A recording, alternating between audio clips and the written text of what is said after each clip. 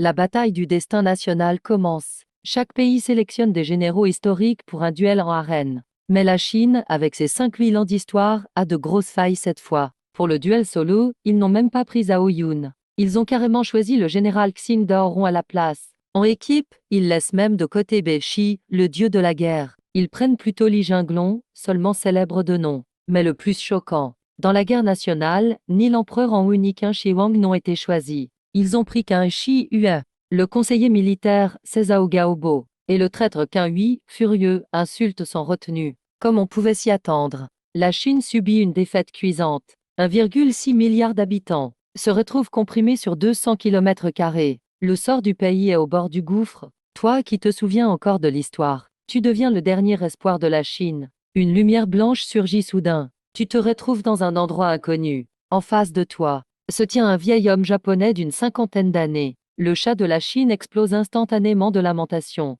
Il est si jeune. C'est comme leur offrir la victoire. Côté japonais, ils exultent déjà. La Chine est foutue. L'Empire du Soleil Levant va gagner à coup sûr. La Chine devrait se rendre. Inutile de perdre du temps. À ce moment-là, 5 portraits de grands personnages historiques apparaissent devant toi. Le grand général Pan Feng et Zhao Yun, la lance d'argent sur le cheval blanc. Niu Gao, célèbre résistant contre les Jin, et Li Keiyong, fondateur des Tang postérieurs, et les 4 généraux cultes des Sui Tang. Tu ne choisis pas tout de suite. Tu regardes d'abord l'ancien en face. Il ébauche un sourire cruel. Une grimace inquiétante apparaît sur son visage. Il pointe du doigt au hasard et choisit Anzo le maître de la lance. Watanabe Shuku. Mince, c'est le meilleur tireur japonais. Rien que son surnom met la pression. Tout le monde en Chine retient son souffle. Ils attendent de voir quel héros tu vas prendre. La réponse semble évidente. Bien sûr, Pan Feng, le fameux général. C'est vrai, même si Pan Feng n'a pas de grand exploit, il est au moins connu. Les autres, personne ne les connaît. Tu fixes les portraits en face. Et tu lâches un sourire froid. Le Hanzin de la lance, n'est-ce pas? Alors laisse-moi te montrer l'art de la lance. À peine as-tu fini de parler, ta main se tend lentement vers un des portraits de général devant toi. Avec Zhao Zilong ici, Watanabe n'est rien. Même le meilleur samouraï du Japon, Honda Tada, se ferait détruire. L'ancien Ishimoto explose de rire. La Chine ose prendre ce joli garçon. Il va survivre à une lance de Maître Watanabe.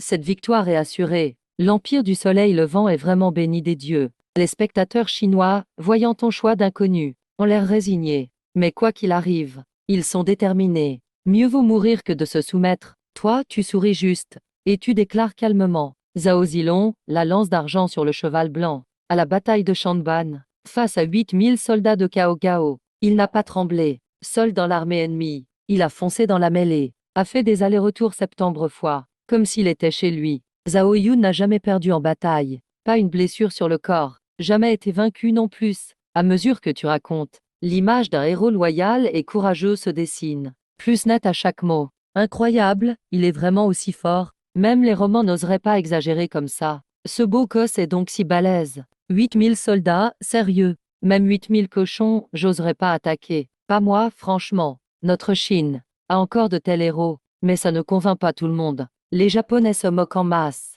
Les Chinois sont trop vantards. Ce gars doit être écrivain de fiction. On a gagné de toute façon. Qu'il se la pète un peu. Soudain, 2 lueurs traversent le ciel. Les silhouettes de Watanabe et Zhao Yun apparaissent. Zhao Yun, à cet instant, a le regard rempli de déception. Son adversaire semble trop faible. Watanabe lance son cheval droit sur Zhao Yun. Il fonce pour tuer Zhao Yun. Zhao Yun reste impassible. Ah, il doit être paralysé de peur.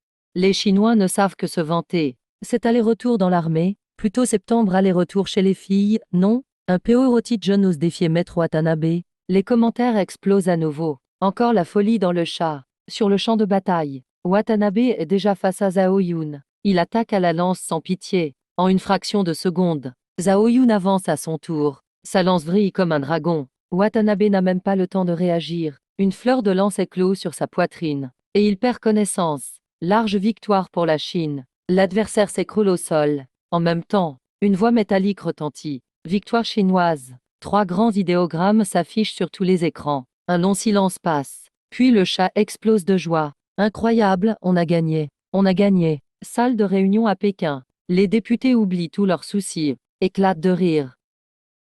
Le ciel ne va pas abandonner la Chine. Préparez-vous vite, on va récupérer nos terres. Sur le terrain d'entraînement, Ishimoto regarde Zhao Yun, sous le choc.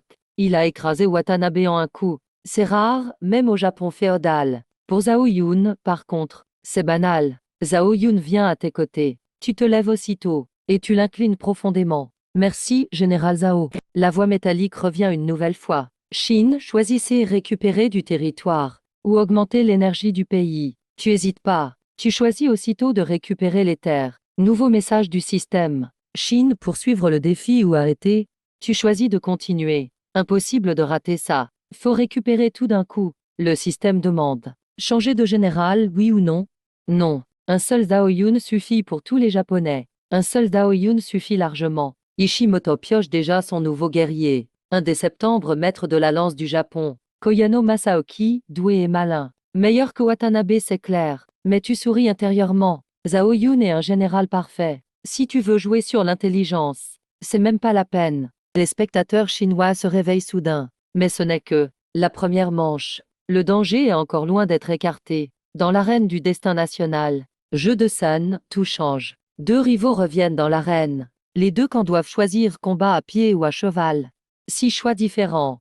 Le vainqueur d'avant décide du mode de combat. Le visage d'Ishi change brutalement. Koyano n'est pas doué à cheval. Il s'est bien trompé cette fois. Le chat explose une nouvelle fois. Les Japonais crient à l'injustice. Ueshiba a répondu qu'il n'y a jamais eu de vraie justice. Les insultes entre les 2 camps deviennent de plus en plus féroces. Mais les warriors du clavier Ueshiba sont imbattables. Ils ont complètement écrasé le pays des cerisiers, qui n'a plus de réponse. Sur le ring, Zhao Yun se retourne et balance sa cape. Avec ses 2 lances, il avance directement dans l'arène. Tu demandes à Zhao Yun d'un ton curieux. Pourquoi ne pas monter à cheval? Zhao Yun te regarde avec détermination. Puisque c'est la bataille qu'ils veulent. Yun est prêt à relever le défi. Ishimoto voit Zhao Yun choisir le combat à pied. Il éclate de rire. Il pense qu'une victoire suffit à se croire invincible. Abandonner son avantage pour un affrontement direct. Ce choix n'est-il pas suicidaire? Tu souris calmement. Car toi seul connais la vraie puissance de Zhao Yun. Pas besoin de cheval. Même à pied, il pourrait gagner.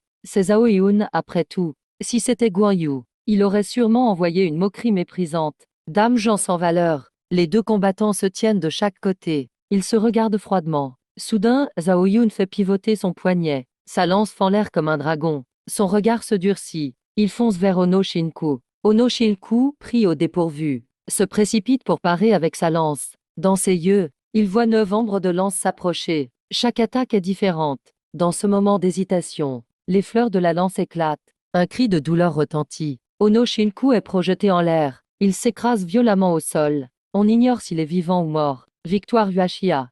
Une voix glaciale retentit. Mais tous les Ueshiba trouvent ce son agréable. C'est une mélodie magnifique à leurs oreilles. La salle de réunion de Kyoto explose en acclamations.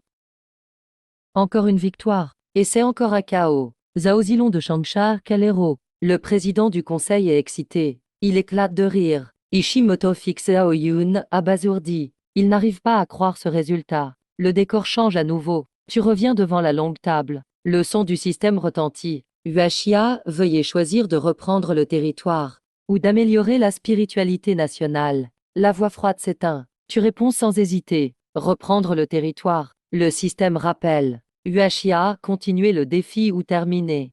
C'est catégorique. Continuer le défi. Tu ne vas pas laisser passer cette chance. Le système demande si tu veux changer de héros. Tu refuses fermement. Pour Sakura Valley, Zhao Yun suffit. Les commentaires explosent. C'est trop audacieux. 2 victoires et ils se croient invincibles. Les Ueshiba sont vraiment gourmands. Ils croient vraiment qu'ils sont imbattables. Ishimoto t'entend vouloir poursuivre le défi. Son visage devient blême en un instant. Soudain, un nom lui vient en tête. Sa désespoir se transforme en joie. Un sourire effrayant apparaît sur le visage d'Ishimoto. Une lumière traverse le champ. La silhouette de Sakai Shoji apparaît. Il est le premier des 4 rois de Tokugawa. Ishimoto Noburi d'un air malveillant. Je choisis d'utiliser la carte d'autorité pour lancer la guerre de Légion. Carte d'autorité utilisée avec succès. Le pays des cerisiers prend le contrôle du champ de bataille. Ueshiba est contraint d'accepter l'activation. Les commentaires explosent une nouvelle fois. Putain, c'est vraiment de la triche. Ils peuvent forcer à accepter, je proteste.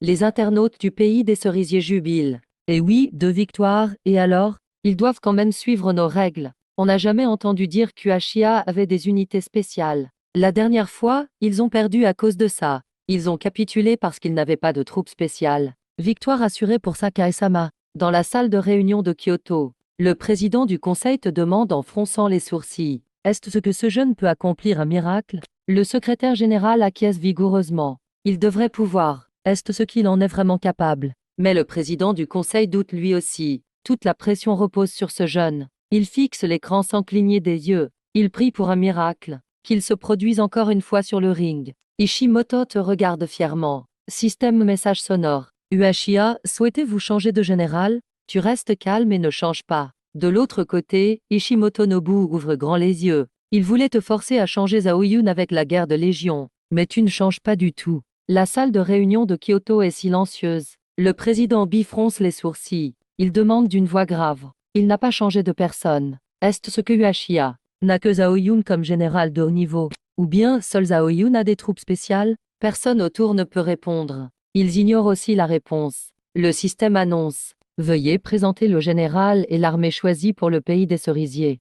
Ishimoto déclare fièrement. Je choisis Sakai Shoji-sama et ses troupes de Tokaido Fariste. Le système retentit. Veuillez présenter l'armée choisie par Ueshiya. Tu réponds simplement. Les cavaliers Bema viennent de la fin de la dynastie Han. Alliance du Nord puis Sangon-Sinzan. Ils ont été créés pour résister aux invasions Guan. Au fur et à mesure de tes explications, la légendaire troupe Bema aux lances d'argent apparaît. Son vrai visage devient clair. Victoire, Ueshiya. Choisissez la carte plaine, montagne ou forêt. Tu choisis la plaine sans hésiter. Carte sélectionnée. Bema contre Tokaido Fariste. Les deux camps 3000 soldats chacun. Champ de bataille plaine. Le décor change instantanément. Une immense prairie s'étend devant eux. Sous leurs yeux, tu tournes pour regarder au loin. Un point noir apparaît à l'horizon. Il grandit progressivement, puis devient plus net. Tokaido Fariste, 3000 archers, sont positionnés. Les portes de la ville s'ouvrent. Les cavaliers Bema sortent en file indienne. Armure blanche, chevaux blancs, arc et lance en main. Ils chargent directement l'adversaire. Zhao-Yun mène la charge. Lance levée. Il pousse un cri puissant. Là où l'honneur mène. Les cavaliers Bema derrière lèvent aussi leurs armes. Leurs cris résonnent dans le ciel. Tout prêts à mourir ensemble. Le ciel en est témoin. Le cheval blanc comme preuve. Sans attendre la fin de sa phrase. Les cavaliers Bema accrochent leurs lances à la selle. Ils bandent leurs arcs. Une pluie de flèches s'abat. Sur les troupes adverses, les archers Tokaido Fariste, en armure lourde, se transforment en cibles vivantes. Leur mobilité limitée les empêche de fuir. Le massacre devient unilatéral. Sakai Shuji fronce les sourcils. Il découvre avec stupeur. Leurs flèches ne touchent rien. Mais les Bema visent à chaque tir. Ce qui l'effraie le plus, c'est que ces cavaliers tirent parfaitement au galop. Même les chevaux restent calmes. Le visage de Sakai Shuji pâlit. Il regarde le champ de bataille, totalement désespéré. Il crie aussitôt. Ses gardes personnels le couvrent en fuyant à travers les rangs.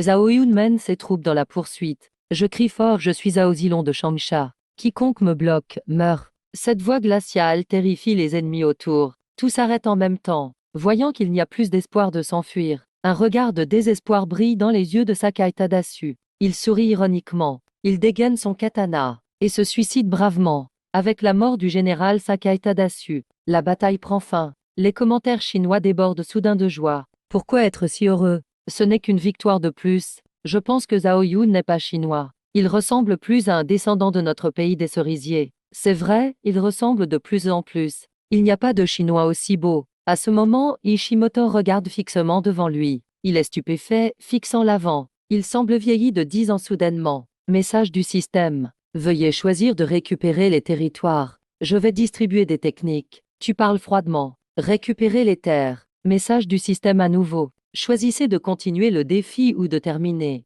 Tu n'hésites pas. Continuez le défi. Le système demande si vous voulez changer de général. Tu souris froidement. Inutile. Un Zhao-Yun suffit pour battre tout votre pays des cerisiers. On dirait que leur pays arrive à sa fin. Dans les prochains défis, aucun général célèbre n'apparaît. Ce ne sont que des figurants qui ne tiennent même pas un coup. Tu gagnes tout facilement. Tu récupères toutes les forces pour la Chine. Ishimoto en face est déjà totalement apathique. Plus une lueur dans les yeux. Message du système. Choisissez de terminer ou de continuer le défi. Ton regard est déterminé. Continuez le défi. Le territoire est récupéré. Mais tu ne comptes pas t'arrêter là. Mieux vaut détruire ce pays des cerisiers. Pour éviter qu'il ne se venge plus tard. Les commentaires explosent. Sérieusement, ça continue? Continuez, il faut détruire leur pays. Les profs du pays des cerisiers sont célèbres partout. Vous ne voulez pas étudier avec eux? Kang Laoshi est à moi. Vous faites comme vous voulez. Non, Kang Laoshi est un prof d'or. Je ne suis pas d'accord, moi non plus, laisse tomber. Les commentaires deviennent bizarres. Dans la salle de conférence de Kyoto, le président Bi reçoit un câble du premier ministre du pays des cerisiers. Il le regarde et sourit immédiatement. Il a un petit rire. Ce n'est pas un message de félicitations. C'est carrément une demande de grâce. Alors, la voix glacée du système retentit encore. Veuillez choisir un général célèbre côté pays des cerisiers. En voyant ce nom, les yeux d'Ishimoto-Nami s'illuminent, puis deviennent fous. Il hurle comme possédé. Je demande à lancer une guerre nationale. C'est devenu fou ou quoi? Quelqu'un s'exclame. On dirait bien que la personne choisie lui donne grosse confiance. Oui, il est très confiant maintenant. Ne lui répondez pas, pas besoin de parler à un fou. Tu réfléchis un peu. Tu parles calmement. La Chine accepte la guerre nationale. En entendant ta réponse, Ishimoto-Nami éclate de rire. Ses yeux brillent de folie sanguinaire. La voix glaciale du système retentit dans toute la salle. Quand la guerre nationale démarre, on ne peut plus reculer. Le vainqueur prendra tout du perdant. Territoire, population, armée, technologie.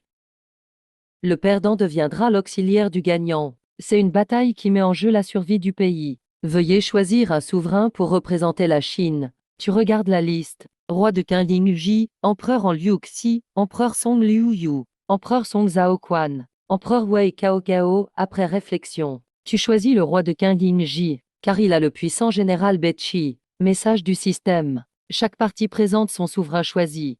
Ishimoto-Nami parle fièrement. Oda Nobu, l'un des 3 héros de l'ère Sengoku du pays des cerisiers, surnommé le roi démon du 6e ciel. Il fut proche d'unifier le pays des cerisiers. À peine fini de parler, tu prends la parole calmement. Roi de Qingji, souverain de Qin pendant l'époque des royaumes combattants, fondateur de l'empire Qin. Pendant son règne, Qin a ouvert la voie vers les batailles de Yike. Il nomme Bechi commandant. Massacre de 240 000 soldats ennemis en Wei. Dès lors, Qin est invincible vers les batailles de Chengping. Bechi tue 400 000 soldats capitulés de Zhao. Les 6 nations de l'Est ne peuvent plus résister. L'unification de la Chine par Qin est assurée. Les internautes du pays des cerisiers croient que tu exagères. Beaucoup de moqueries dans les commentaires. Tu n'y fais pas attention. Avec leur expérience de chef de village, ils ne peuvent pas comprendre une guerre de plus d'1 million. Même la plus faible Corée, avant la bataille de Yike, pouvait battre ces soi-disant grandes nations, et encore plus la Grande Qin. Confrontation Chine-Pays des cerisiers. La guerre nationale commence officiellement. Voici les règles de la guerre nationale. Chaque partie possède 5 villes et 100 000 soldats. Une capitale. 4 villes fortifiées. Si la capitale tombe, c'est la défaite. Les villes sont villes de métal, produits des armes, villes de bois, produits des vivres, villes d'eau, produits de l'or et de l'argent, villes de feu, produits de la population, villes de terre, capitale étrangère. Les 5 villes sont connectées. Elles se renforcent.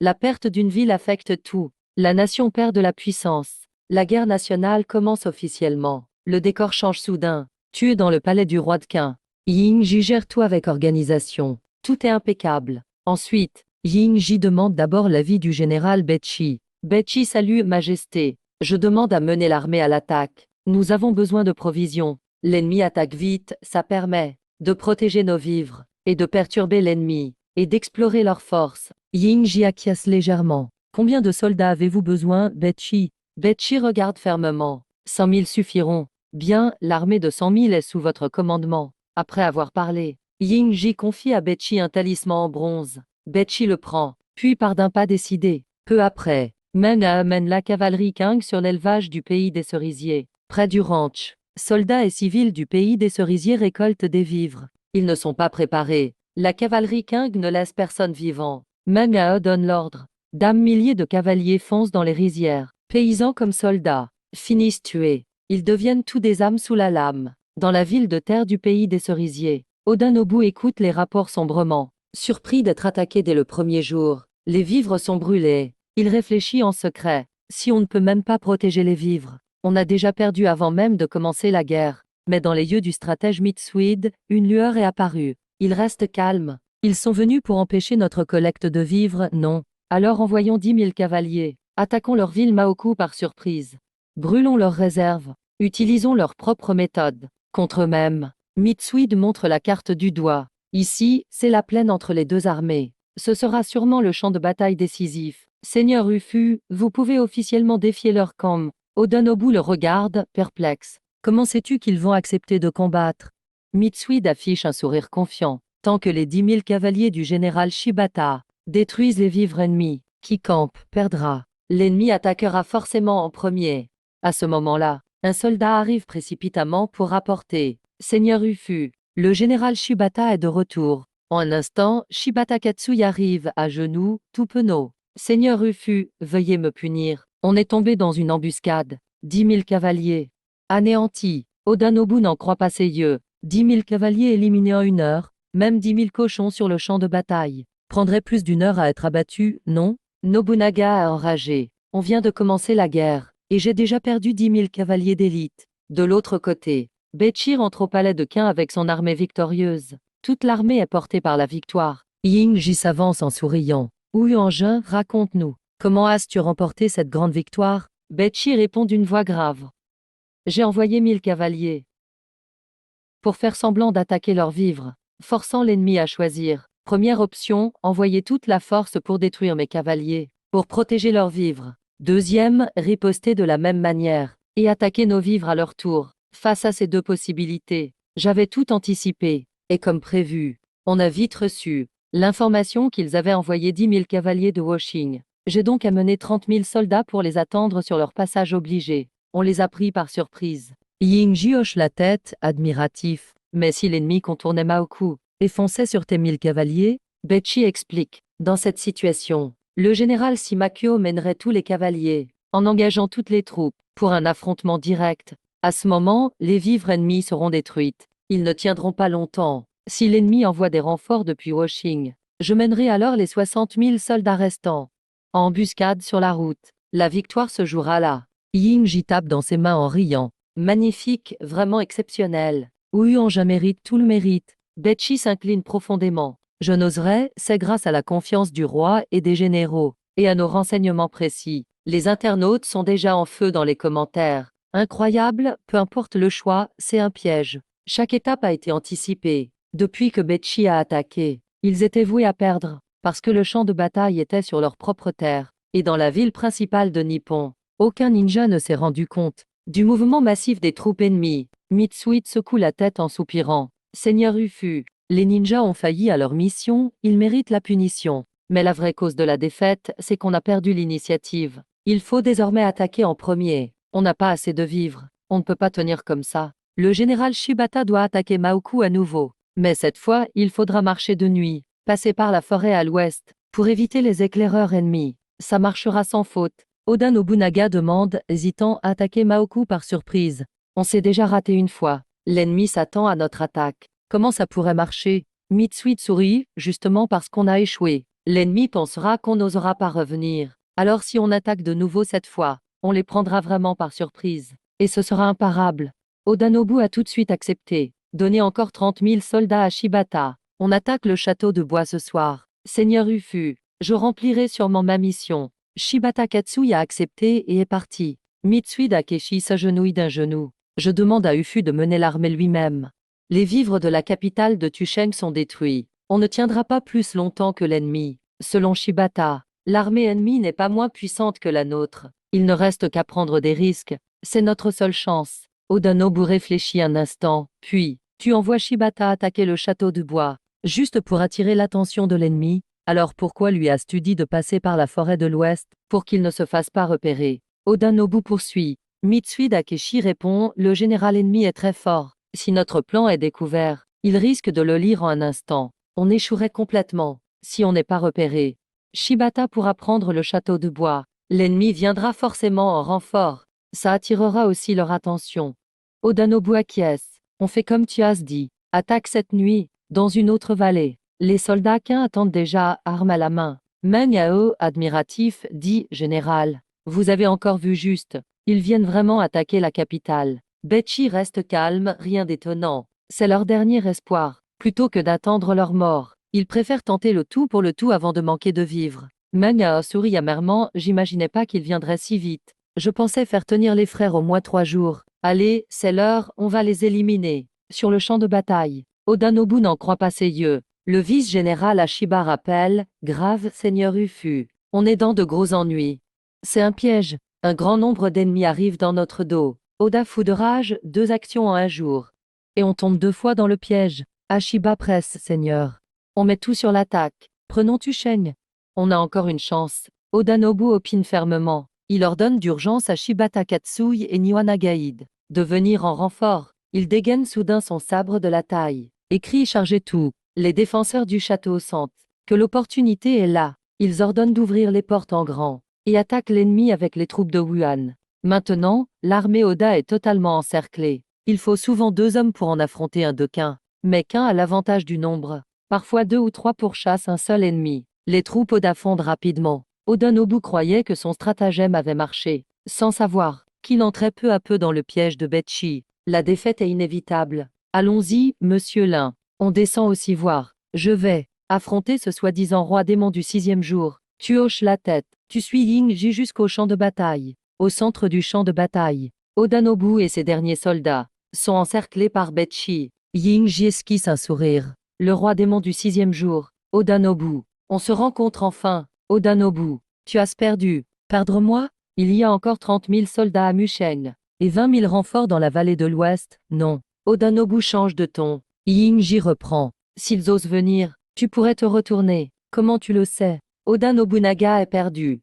Ne me dis pas. Un frisson le traverse. Ils ne sont pas encore arrivés. Ying-ji le rappelle à l'ordre. Oda Nobu reste figé. De Musheng ici, il faut seulement une demi-heure. Mais des heures ont passé depuis ton message. Le soleil va bientôt se lever. Et toujours personne à l'horizon. Ne me dis pas que... Il éclate soudain de rire. Quel plan brillant. Tout était calculé à la perfection. En une seule journée. 100 000 soldats anéantis. Vraiment incroyable. Dis-moi qui était le chef de cette bataille. Ying-ji éclate de rire. C'est celui à mes côtés. Tu montres Betchi, impassible, à tes côtés. Ying-ji présente, voici le marquis Huan. Le Huanjun de Grand Qin. Et aussi le Huanjun de toute la Chine. Oda Nobu secoue la tête, abattu. Il se tourne vers Betchi et demande les 30 000 hommes de Shibata et les 20 000 dans la vallée. Comment tu as fait? Betchi, calme, révèle alors la vérité. Le général Simakyo a mené 10 000 cavaliers et anéanti tes 30 000 à Musheng. Le général des revenants a conduit 30 000 troupes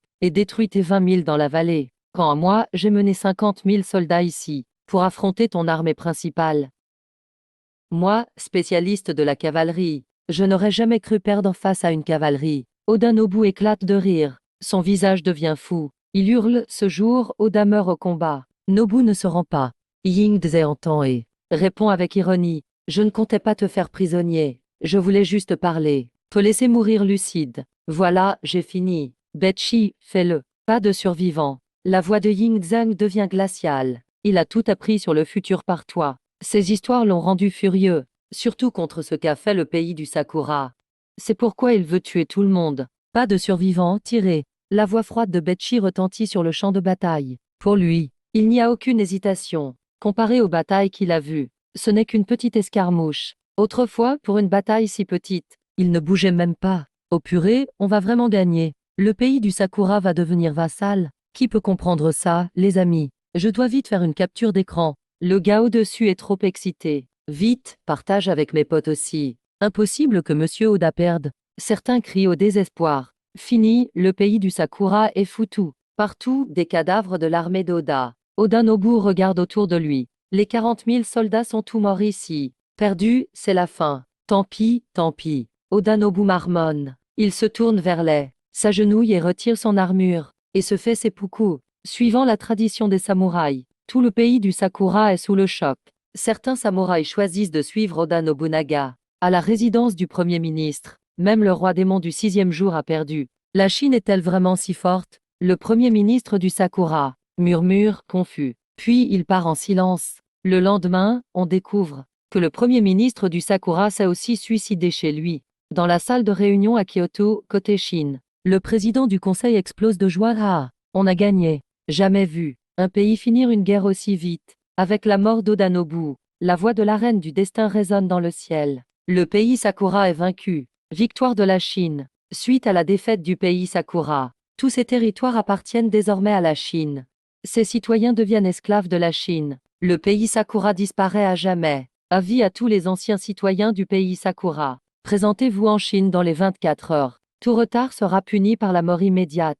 Le canal mondial annonce la destruction du pays Sakura. Dès l'annonce, chaque personne du pays Sakura voit apparaître une tenue de prisonnier. Un symbole de cage est gravé dessus. Cela marque leur statut d'esclave. De plus, un tatouage avec le caractère dragon s'affiche sur leur poignet. Pour montrer leur appartenance, beaucoup ne peuvent accepter cette réalité et mettre fin à leur jour. Mais la plupart prennent la route vers la Chine. Le pays Sakura par la guerre nationale. Disqualifié de l'arène du destin, toutes les ressources reviennent à la Chine. Félicitations à la Chine pour sa victoire. Vous pouvez maintenant choisir un lieu sacré pour le matérialiser dans le monde réel. Tu effleures doucement le mont Maoshan. Maoshan en Chine brille soudain de 1000 couleurs. Une brume spirituelle jaillit sans fin, recouvrant toute la montagne. Une lueur divine éclaire tout d'un coup. Tu souris en voyant le flot de messages. En fait, pendant les guerres, la section des commentaires était coupée. C'est pour ça que les messages arrivent maintenant. Mais tu as plus urge à faire. C'est le livre des batailles.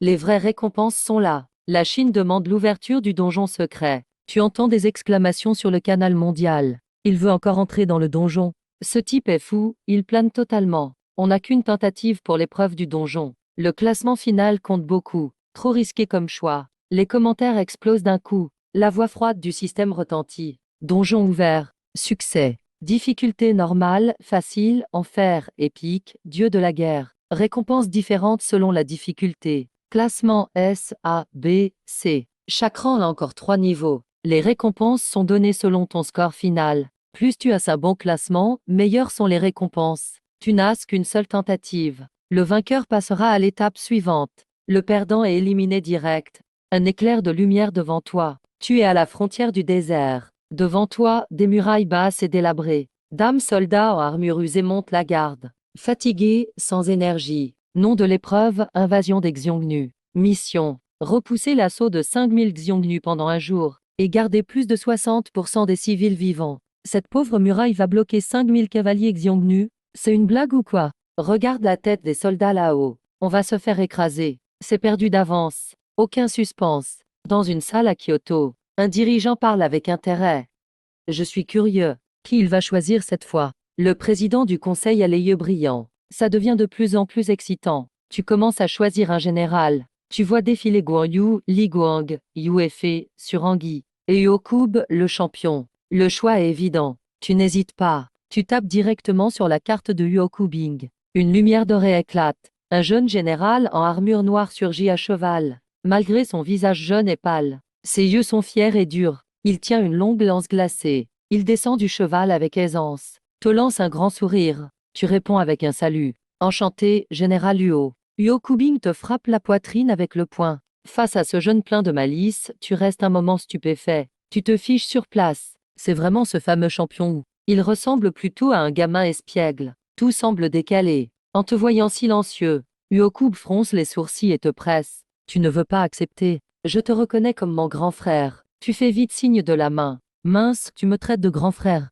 Je vais perdre des années de vie. Yokubing éclate de rire. C'est décidé. Grand frère, il décide fermement. Il t'entoure d'un bras et avance vers la ville. C'est quoi cette situation? J'ai gagné un frère sans raison. Et pas n'importe qui, un ancêtre d'il y a plus de 2000 ans. Tu trouves que Yokubing est vraiment pas comme les autres généraux. Il respire l'énergie rebelle d'un jeune. C'est sûrement ce caractère qui lui a permis de réaliser de tels exploits à son âge. Le sol commence à trembler violemment. Au loin, des cris brutaux retentissent. Tu échanges un regard avec Yokubing. Ensemble vous vous exclamez « Les Xiongnu arrivent ». Yokub se retourne vivement. Sa cape tourne, il court vers son cheval. Il monte avec agilité. Il crie fort « Frère, c'est l'heure de devenir des héros. Suivez-moi ». Yokub prend la tête. Il lève sa lance pour donner le signal. 500 cavaliers l'accompagnent de près. L'énergie de ces 500 cavaliers n'a rien à envier à une immense armée. 5000 cavaliers d'élite. Qu'est-ce que ça donne? Tu n'avais vu ça qu'au cinéma. Mais là tu vises la scène. La terre tremble furieusement. Le bruit des sabots résonne comme un tonnerre. Ça te fait vibrer jusque dans le cœur. Les 500 cavaliers de Yokub sont comme une lame chauffée à blanc. Ils transpercent violemment les rangs noirs des Xiongnu. Les deux flots se percutent brutalement. Les rangs Xiongnu sont déchirés d'un coup. Les hommes et les chevaux volent. Tout Xiongnu osant s'approcher de Yokub se fait aussitôt terrasser d'un coup de lance. Les Xiongnu réagissent. Ils essaient tout de suite de prendre à revers. Ils veulent encercler la cavalerie, mais Uokub a déjà deviné leur plan. Il mène ses troupes au travers. Il sort avant l'encerclement. Yokubin lève à nouveau sa lance. Il fait tourner son cheval pour regarder en arrière, et repart attaquer les rangs Xiongnu. En un clin d'œil, les deux groupes de cavaliers se poursuivent. Ils se percutent encore violemment. Yokub reste la pointe la plus tranchante. Il mène ses 500 cavaliers à bouleverser l'ennemi. Le dispositif Xiongnu, déjà un peu en désordre, se retrouve totalement chaotique. Chacun se bat dans la panique. Yokubin jette un regard en arrière, fixe le général Xiongnu au loin, un sourire froid au coin des lèvres. Il accélère soudain, en une fulgurance. Il vise directement le chef adverse. Seul avec sa monture, il traverse tout sans obstacle. Personne ne stoppe sa course. Le chef Xiongnu le voit venir. Pris de peur, il tourne son cheval pour fuir. Uokub serre fort les flancs du cheval. Sa monture pousse un long hennissement. Il saute sur plusieurs mètres et atterrit juste à côté. En une fraction de seconde, la lance de Uokubin jaillit comme un dragon. Il frappe brutalement. Le chef Xiongnu n'a pas le temps d'éviter. Il pousse un cri déchirant. Il tombe lourdement du cheval. On ne sait s'il survit. Uokubin lève sa lance ensanglantée. Sa voix tonne comme le tonnerre. Le chef est mort. Aucun survivant. Avant d'avoir fini, il repart déjà au galop, dans le chaos des rangs Xiongnu. En apprenant la mort du chef, les Xiongnu paniquent. Ils s'enfuient en pleurant. Mais la cavalerie de Uokub les poursuit comme une meute de loups. Impossible de leur échapper. C'est sûr, la victoire est acquise. Dans les commentaires, tout le monde s'exclame. On disait que guérir d'une rupture était dur. C'est quoi ce truc? Qui peut me dire? Pourquoi vaincre les Xiongnu, c'est aussi facile que couper des légumes? Le scénario est étrange. Vu que 5000 Xiongnu ont été anéantis, la reine déclare que la Chine a fini l'épreuve normale. Les habitants sont tous sains et saufs. La note finale est ajoutée. Pendant que les Xiongnu sont éliminés, à ton oreille, tu entends le signal de la reine. Un grade élevé était attendu. Voulez-vous continuer en mode facile? Le signal du système retentit. Facile activé. Comme tu as détruit l'avant-garde, le camp des Xiongnu entre dans une rage folle. Il arrive avec 10 000 cavaliers pour se venger. Nom de l'épreuve, retour des Xiongnu. Mission, tenir la ville un jour. Assurer que 60% des habitants survivent. Plus il y en a envie, meilleure sera la note. Sérieux? Et ça c'est le mode facile. 10 000 cavaliers Xiongnu foncent. Cette ville va s'écrouler direct. Les commentaires hurlent de désespoir. Pas étonnant que Sakura ait perdu ici. C'est juste impossible. En regardant la mission de la phase 2, tu réfléchis. Bientôt, un plan audacieux te vient. Affronter de face, c'est se casser les dents. Tu ordonnes à tous les habitants de se cacher dans les caves. Puis tu élèves soldats et civils en 10 groupes. Tu demandes à une équipe d'accrocher le corps du chef Xiongnu en haut des remparts. Dans la ville, partout, tu poses des pièges. Cordes et épines bouillantes sont prêtes. Épées pour les embuscades. Arcs pour les tireurs d'élite. Ils sont tous postés en hauteur. À chaque rue, des hommes sont positionnés. Tu montes sur le toit le plus haut. Tu regardes tout d'en haut mince. C'est une bataille urbaine. Tu as un frisson. Ce plan a peut-être une chance. Mais voilà le souci. Si les Xiongnu ne tombent pas dans le piège, le corps du frère Xiongnu haut sur les remparts, c'est un tel affront qu'ils vont foncer de rage. Ils vont entrer quoi qu'il arrive. Dès qu'ils franchissent la porte, le plan est à moitié réussi. Tu es confiant ici. Mais c'est pas si simple. Dans les commentaires, on doute. Les Xiongnu sont nombreux. Vos troupes comptent même des vieillards. Si les Xiongnu voient le piège, les suivants n'entreront pas. Ils pourraient juste brûler la ville. Comment faire? Uokubin est la vraie arme secrète. Les supporters répliquent aussitôt. Tu ignores totalement la dispute des commentaires. Les 10 000 cavaliers Xiongnu arrivent, poussant un nuage de sable. Le bruit des sabots résonne comme le tonnerre. Ça fait comme un orage sur la ville. En voyant le corps du frère Xiongnu sur les remparts, la colère explose. Une équipe de 1000 fonce dans la ville. Ils foncent partout au centre. Ils ne voient personne. Ils baissent alors leur garde. Écrit la ville est sûre. On peut entrer. Les Xiongnu envoient alors le signal. Un cavalier sort vite pour prévenir. En voyant cette scène, un sourire se dessine sur tes lèvres. Tu ordonnes l'attaque totale. Dans les rues désertes, dames pièges sont soudain tendus partout. Les cavaliers Xiongnu sont pris au dépourvu. Ils tombent en un instant. Ce qui les attend, c'est une pluie de flèches et du métal brûlant tombant du ciel. La plupart des Xiongnu n'ont même pas eu le temps de réagir. Ils sont découpés en morceaux. Ce millier de soldats disparaît en moins d'une demi-heure. Le chef Xiongnu regarde ces hommes hurler de douleur. Son visage change radicalement. Il se précipite vers la porte de la ville. Mais il n'a pas été très loin. Quand il finit criblé de flèches, ce guerrier meurt sur place. Au même moment, le messager réfugié à cheval, arrive juste près du camp Xiongnu. Il reste 9000 cavaliers Xiongnu. Ils avancent en masse vers la ville. Mais quand le camp arrive devant la porte, il sent une odeur nauséabonde dans l'air. Il comprend immédiatement. C'est l'odeur des cadavres en décomposition. Mais l'avant-garde est déjà entrée dans la ville. La majorité de l'armée centrale est dedans aussi. Le camp Xiongnu, furieux, donne l'ordre de retirer. L'armée se met instantanément dans le chaos. Les troupes arrière foncent sur l'avant-garde sans pouvoir s'arrêter. L'entrée de la ville devient rapidement une mêlée. Milliers de cavaliers se piétinent à la porte. Les pertes sont terribles. Rien que ceux qui se font piétiner sont des centaines. Les blessés sont innombrables. Milliers de cavaliers restent coincés à l'entrée. Impossible d'avancer ou de reculer. Les cavaliers Xiongnu déjà dans la ville sont également pris en embuscade. Mais cette fois les ennemis sont trop nombreux. Tes hommes commencent aussi à tomber. Soldats tombent continuellement dans des mares de sang. Le camp Xiongnu à l'extérieur parvient enfin à réorganiser ses troupes. Il se retire en catastrophe hors de la ville. Même ainsi, ces lourdes pertes viennent de le déchirer. Plus de 10 000 cavaliers, il en reste moins de 6 000. Il est alors hors de lui. Préparez les flèches incendiaires. Je veux tous les brûler. Tu ordonnes froidement. Le feu éclate partout dans les maisons de chaume. Dès que ça s'enflamme, la ville entière va se transformer en enfer de flammes. Personne ne survivra. Mais à ce moment-là, un événement inattendu se produit. Le bruit de sabords résonne encore, comme le tonnerre. On voit Yokub mener 500 cavaliers frappés par le flanc. Il se rue comme une épée vers le cœur des Xiongnu. Face à cela, les Xiongnu sont pris de panique. Ils se précipitent vers le camp. Le garde principal, c'est toujours Yokub.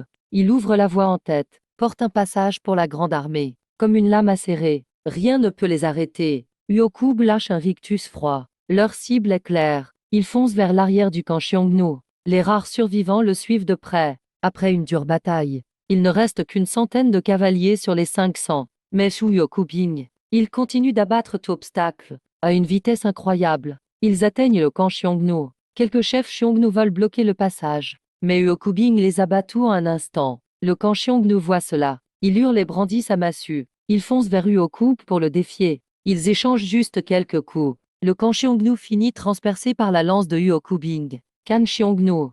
On ne tue pas un chef qui se rend. Yokubing lève sa lance en hurlant. Les 100 cavaliers derrière crient à l'unisson. De nombreux Xiongnu voient leur camp mourir. Ils perdent immédiatement toute envie de se battre. Ils fuient dans tous les sens. Yokub poursuit les survivants sur une longue distance. Fait un massacre. Incroyable, on a vraiment gagné. Les soldats au loin explosent de joie. Général Huo est incroyable. Même ça, il gagne. C'est presque inimaginable. Dans la salle de réunion à la capitale, le secrétaire général murmure. C'est vraiment difficile à croire. Moins de 1000 soldats, la moitié étant des vieillards ou des malades recrutés sur le tas. Face à 10 000 cavaliers Xiongnu, 10 fois plus nombreux. Ils gagnent pourtant. C'est un miracle dans l'histoire militaire. Le conseil applaudit en chœur. Tout cela car le chef Xiongnu a été tué. La puissante armée Xiongnu s'effondre partout. La reine déclare. Victoire de la Chine. Félicitations, épreuve facile terminée. 100% de survie pour les civils. Même si tu as détruit l'armée Xiongnu. La note finale reste du type supérieur. Encore une note supérieure bidon. C'est carrément une légende. La foule est stupéfaite. Les gars, j'ai l'impression que le pire reste à venir. Tu te dis en toi-même. Ça ne peut pas finir comme ça. La reine repose une question. La chaîne poursuit. Épreuve suivante, niveau enfer, on continue. Tu réponds sans hésiter. Nom de l'épreuve, incursion solitaire. Début de la mission. Selon tes pertes, évalue le niveau d'impact. Sur le clan Namu, épreuve de niveau enfer officiellement lancée. Le nombre de cavaliers sous Yokubing passe soudain à 1000. Avec ces 1000 cavaliers, je peux traverser toute la steppe. Yokub arrive excité. Entre dans la steppe. 100%. Œil pour œil. On part sous la lune noire. Yokubing divise d'abord ses cavaliers en 2 groupes. Ils encerclent les tentes du clan devant. Les Xiongnu sont encore plongés dans le sommeil. Les cavaliers sautent dans les tentes. Les épées tombent. Ils tuent aussitôt leurs ennemis. Quelques Xiongnu réveillés sortent en courant, mais sont abattus d'une flèche par les cavaliers en dehors. Il faut le dire, Yokub est très malin. Les 1000 sont divisés en 2 groupes, une attaque frontale, et une équipe pour nettoyer les alentours. Ainsi, si les Xiongnu réagissent, ils peuvent lancer l'alerte, et empêcher tout survivant de fuir. Dans la grande tente du clan, il ne restait que des gémissements et des insultes. Après la pluie de flèches, le son du système retentit. Le clan Namu est anéanti. Félicitations à Waxia d'avoir terminé l'épreuve infernale. Évaluation globale A+.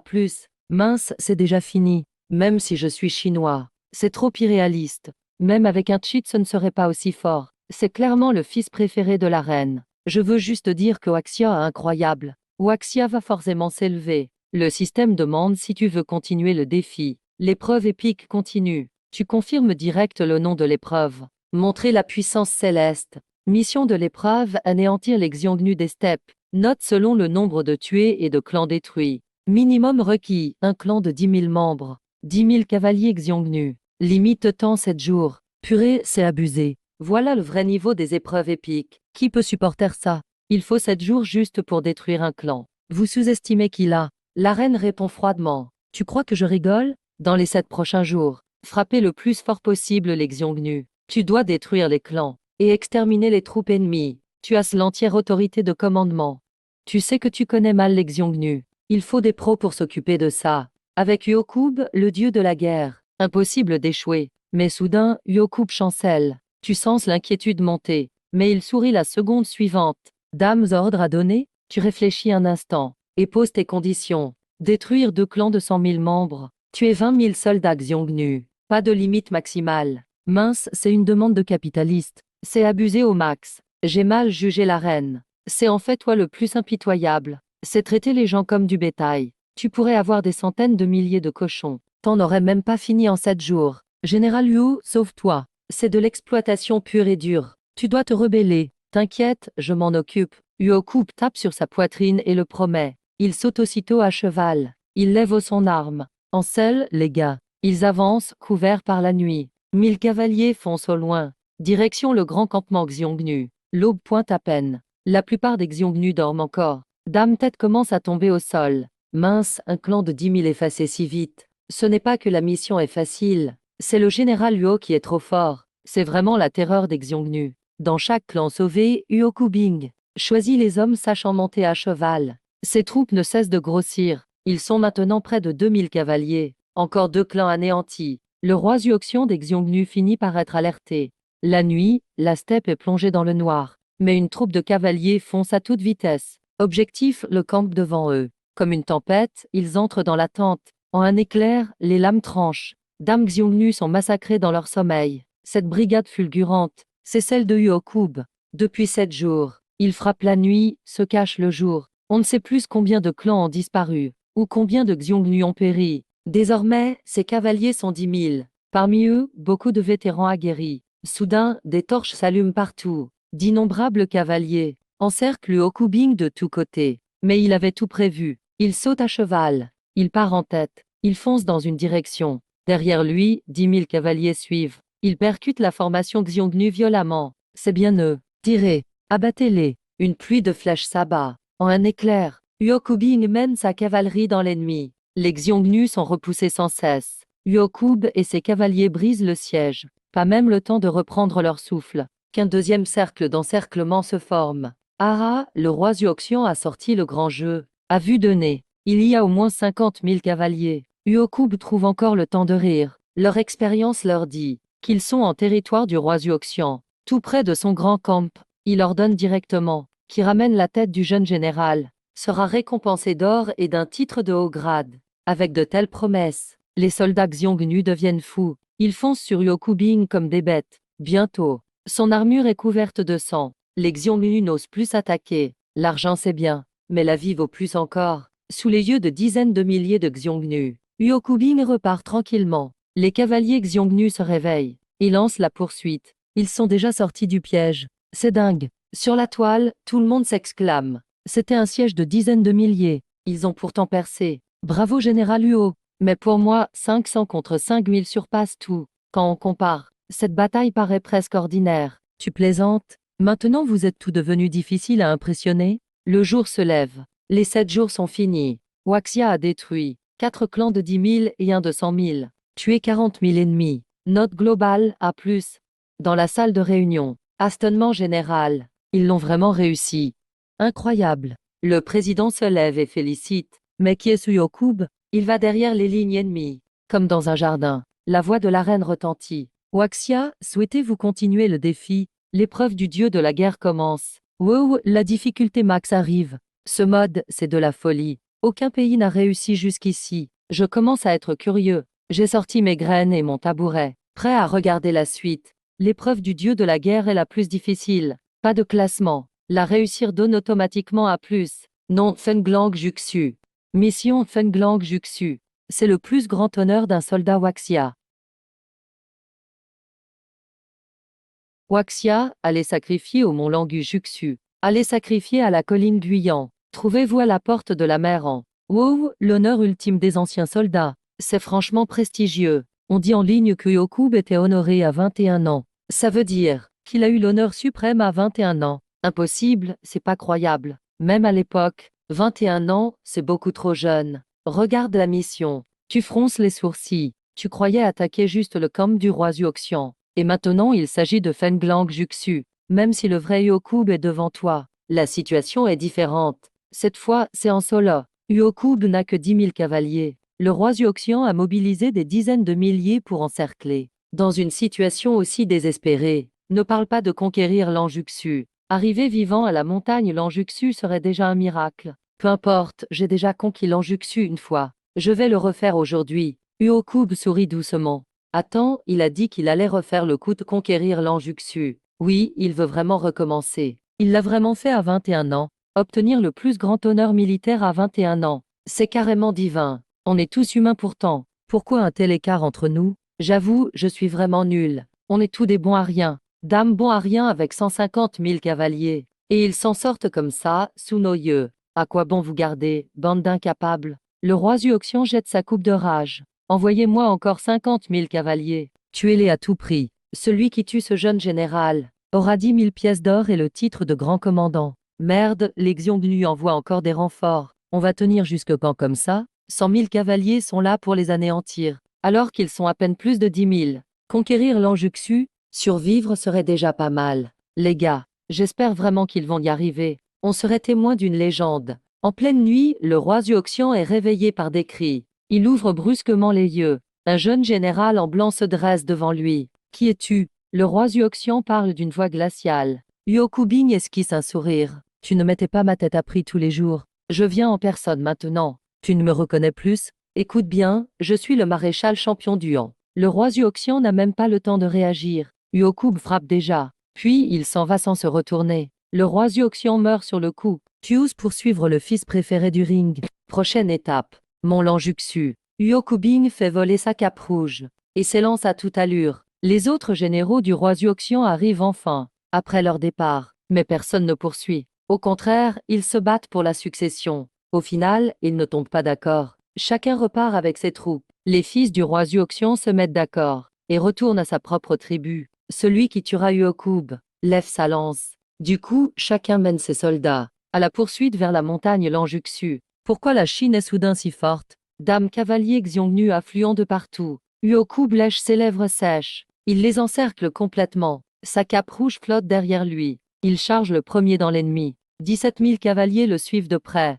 Mais les trois autres groupes de Xiongnu restent immobiles. Ceux qui subissent l'attaque voient les autres bouger non. Leur morale s'effondre. Ils commencent à battre en retraite. Yokubing en profite pour les écraser. Un grand encerclement si impressionnant devient en un rien de temps une blague. Mais Yokub ne compte pas fuir. Il retourne son cheval et écrase un autre groupe. Pourquoi tu ne pars pas? Le prince Xiongnu est au bord des larmes. Je t'ai ouvert la voie, non? Qu'est-ce que je t'ai fait? Yokub lève sa lance bien haut, tourne son cheval et fonce vers un autre prince. Ce prince, en voyant Yokub arriver, fuit aussitôt, terrifié. Ses soldats voyant ça, sans aucune hésitation, se dispersent comme des oiseaux. Ah, une bande de lâches. Ainsi, le siège semblait inébranlable, détruit facilement par Yokubing. Le rire retentit partout. Yokub éclate de rire. Ces milliers de cavaliers rient aussi. On y va. On vise la montagne Lanjuxu les gars. Yokub fait demi-tour. On est le premier pays à le faire. Sera le prochain roi Xuoxian.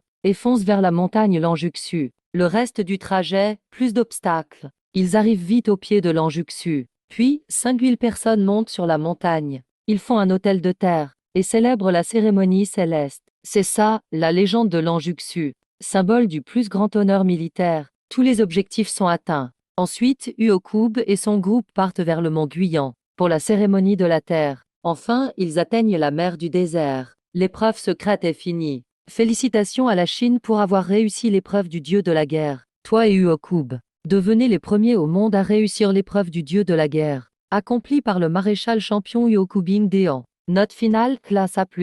Le monde s'enflamme. Annonce officielle. Dès que la nouvelle tombe. Mais l'Inde, le Moyen-Orient et d'autres paniquent. On ne disait pas que la Chine était finie. Ils réussissent l'épreuve de dieu de la guerre sans prévenir. Incroyable. Le général Huo, une légende. Les gars, vive la Chine, siffle fièrement. Dans le palais d'Inde, le Premier ministre est perdu. Maintenant, ils explosent tout. Peu après. Avant, le Japon avait failli les balayer. Ils ont sûrement triché. Je pense aussi. Mais quoi qu'il en soit, restons prudents. Envoyons notre armée tenter l'épreuve aussi. Envoyons notre armée tenter l'épreuve aussi. En écoutant l'annonce du ring, tu ressens une bouffée de bien-être. Enfin, c'est terminé. Mais tu sais bien, par rapport à la vraie victoire de Uokub dans l'histoire, cette fois, c'était un peu facile. Avant que Uokub ne remporte cette gloire, il avait vaincu plus de 70 000 ennemis en une seule bataille. Il a complètement détruit le royaume Xiongnu. Mais tout ça n'a pas été réalisé lors de cette épreuve. La raison principale, c'est le manque d'effectifs. Il n'avait qu'un peu plus de 10 000 cavaliers improvisés.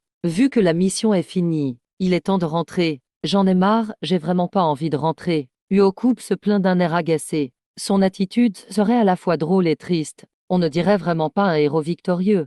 On dirait juste un enfant blessé. Parce que Uokubing de Waxia a terminé l'épreuve du dieu de la guerre, on lui attribue le titre exclusif de marquis champion Dean. Marquis champion, trop fort. Ce titre est stylé, même plus impressionnant que Yun Shen et ses armes. Mais alors, qui dois-je soutenir? J'adore Yun Shen, mais j'aime aussi le général Huo. Seuls les enfants choisissent. Je veux tout. Yun Shen dans la main gauche, marquis champion dans la main droite. On est tous adultes. Plus besoin de choisir. À peine la phrase terminée, une lumière apparaît. Uokubing disparaît soudain. En regardant l'endroit où Uokub est parti, tu ressens quelque chose d'indescriptible. Le décor change alors. Tu es de retour devant la longue table. Félicitations à Waxia pour avoir terminé l'épreuve secrète. Évaluation globale à supérieur. Récompense en cours de distribution. Tu viens juste de recevoir ta récompense. La voix froide du système retentit à nouveau. Tianzhu lance un défi à Waxia. Prépare-toi. Tianzhu, viens donc, on vous attend. À peine l'annonce du ring finie, une lumière jaillit. Un Tianzhu apparaît en face de toi. Veuillez choisir votre commandant pour le combat. Tu baisses les yeux. Parmi les options, quelques grands généraux. Dieu de la guerre des Tang Li Jing, les 4 réformateurs, Yu Fei, Xin. Dieu de la guerre des Han Weiqing, suprême de Shu Xiang Yu. Tu relèves la tête. Tu remarques que l'adversaire n'a pas choisi tout de suite. On dirait qu'il hésite. Je demande le mode bataille de légion. Le Tianzhu d'en face prend la parole soudainement. Tianzhu demande une bataille de légion. Waxia accepte-t-elle? D'accord. Waxia accepte la bataille de légion. Le Tianzhu affiche un sourire méprisant. Waxia n'est rien. Il suffit de claquer des doigts pour les éliminer. Comment ose-t-il nous défier? Quel GAG! Une lumière jaillit. Une carte semi-transparente apparaît entre vous deux. Régent Bahram Khan. Tu observes son choix. Tu choisis Yu Fei sans hésiter. Veuillez présenter vos commandants choisis.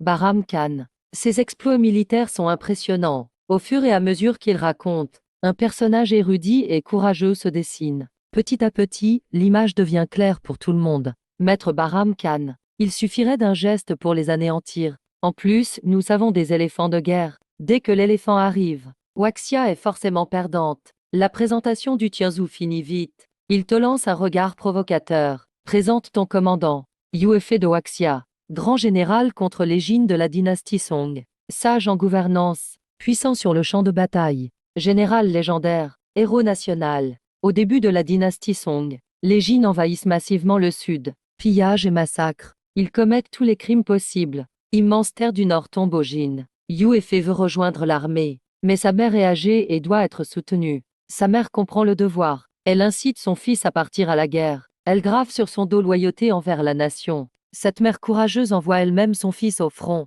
C'est un modèle pour toutes les mères. Quand la dynastie Song est sur le point de tomber, Yu Fei émerge soudain. Il récupère les terres perdues, accomplit des exploits. Il surpasse tous les militaires. Il devient la lumière de son époque. Milliers de soldats suivent son exemple. Ils le suivent sans hésiter. Wow, incroyable. La lumière la plus brillante de l'époque. J'ai envie de pleurer. C'est ça un vrai héros. Ensuite, c'est le sommet de sa vie. Dans la bataille de Hanshang, Yu Fei a battu 15 000 cavaliers avec 500 soldats. Grand exploit contre Jin Wuzu. 500 pour vaincre 15 000, sérieux. C'est vrai ça. C'est trop fou. Toute la nation est motivée par cette victoire. Le peuple espère voir l'armée de Yue récupérer le centre. L'armée de Yue a une grande morale. Elle est invincible. Ils foncent vers Wanglong.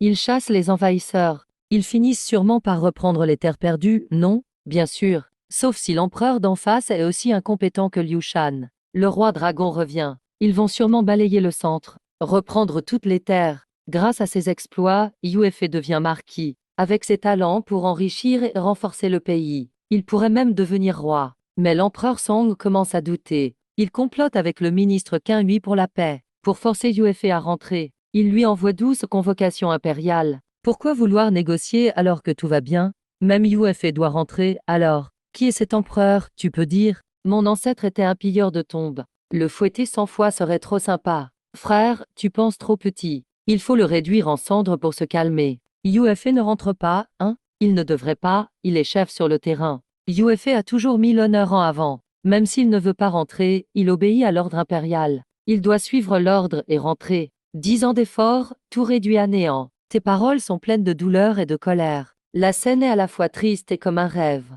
On pleure le malheur du peuple Song. On déplore l'inaction de la famille impériale Zhao. Il est vraiment rentré. Pourquoi Yue a fait ce choix? Oui, tout le travail pour rien alors. Yue pensait sûrement aux gens. Sinon, ce serait la guerre civile. Et ce serait le peuple qui souffrirait. Ne jugeons pas le choix de Yue, car on ne sait pas ce qu'il a vécu. En effet, d'un côté son rêve de 10 ans, de l'autre, sa loyauté et piété. Yue pensait à la nation et au peuple, pas à l'empereur incompétent. Plus tard, Qin lui accuse Yue de trahison pour plaire aux Jin. Il commence à fabriquer des preuves. Mais Yue était loyal toute sa vie, et son armée aussi. L'armée de Yue ne pillait pas, même mourant de froid. Il ne volait pas, même affamé. Le ministre ne trouve aucune preuve. Finalement, il l'a tué sur de faux prétextes. Sur le document de Yue.